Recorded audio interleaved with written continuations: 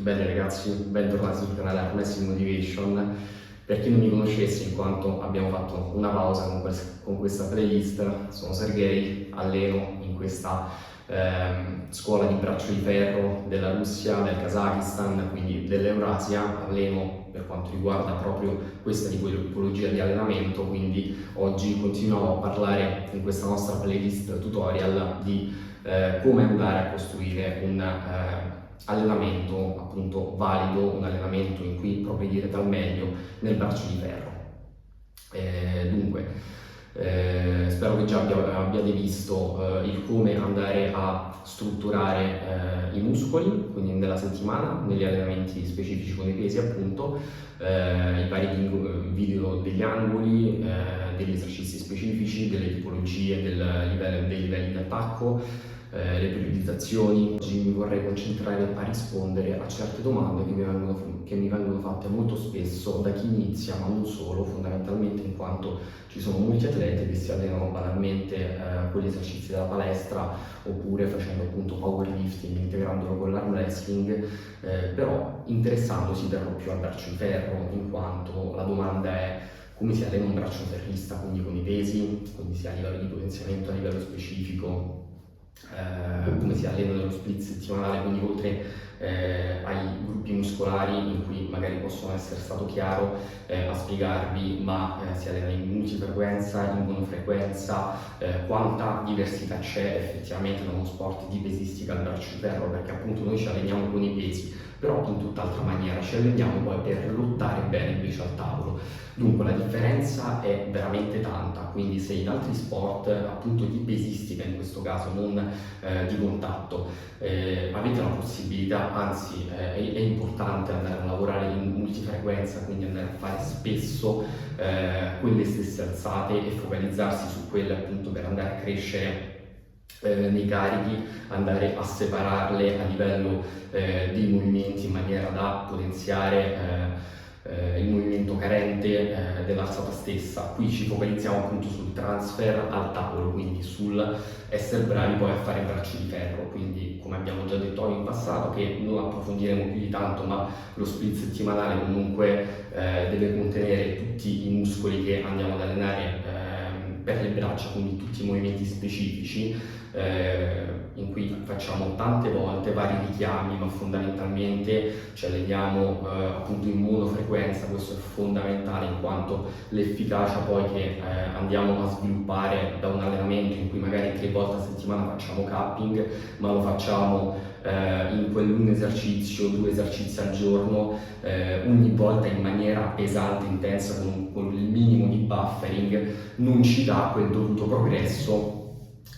per appunto migliorare al tavolo a lungo termine, quindi fondamentalmente in mezza stagione invece scegliamo appunto la monofrequenza per riuscire a migliorare, ma questo non sempre, c'è sempre quando farlo e per chi farlo. Bisogna selezionare sia il giusto volume che l'intensità in base appunto ad ogni atleta, in base al periodo che l'atleta percorre. Se per esempio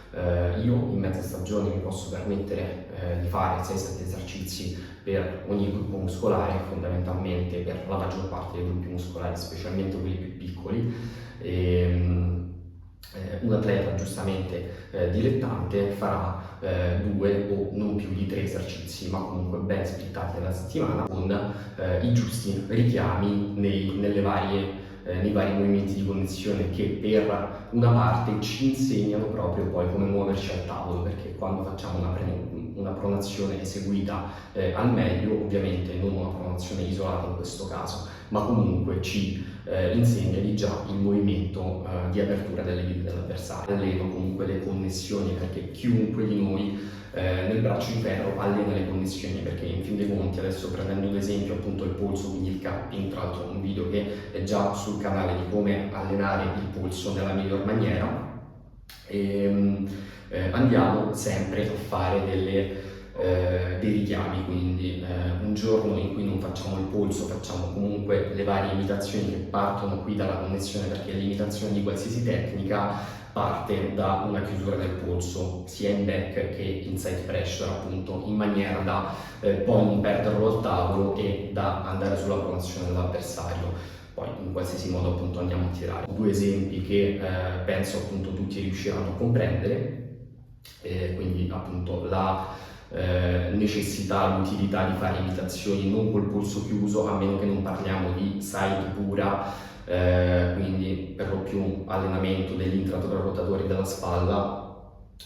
ma di un'imitazione che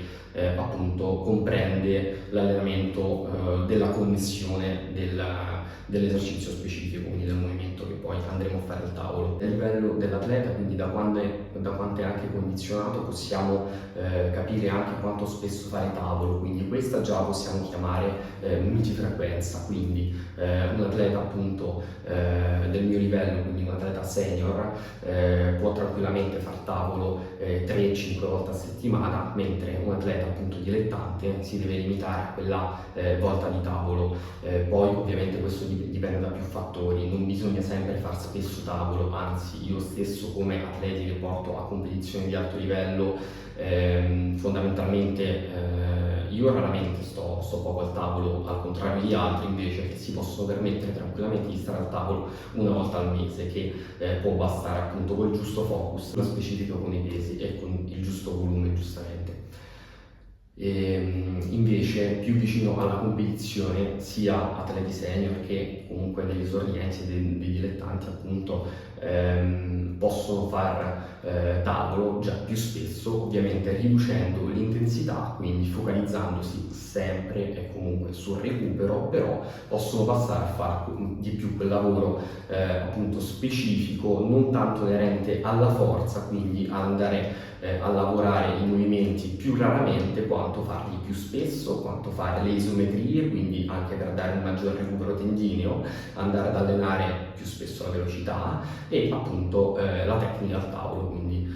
un maggior approccio al tavolo per chi ne ha la possibilità. Per chi non ce l'ha invece si sostituisce il tavolo con vari esercizi appunto con elastici, con le cinture e persino con le carrubole, quindi si parla di pesi ma esercizi completamente diversi dai soliti che facciamo appunto in monofrequenza nel bel mezzo della mezza stagione, quindi per arrivare poi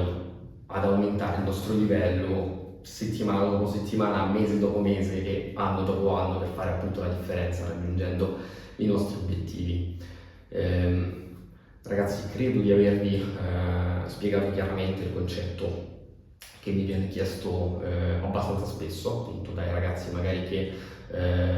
hanno un primo approccio con me e che non decidono di fare magari il coaching, ma semplicemente mi scrivono per delle informazioni che io fondamentalmente ho sempre piacere di condividere, di rispondere. Fatemi sapere a me e ad Oleg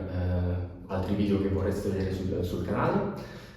Ho già dei video qui per la playlist tutorial in programma, quindi parleremo appunto delle condizioni specifiche, non abbiamo visto un sacco di cose, pronazioni, cioè i pronatori, fondamentalmente appunto i movimenti,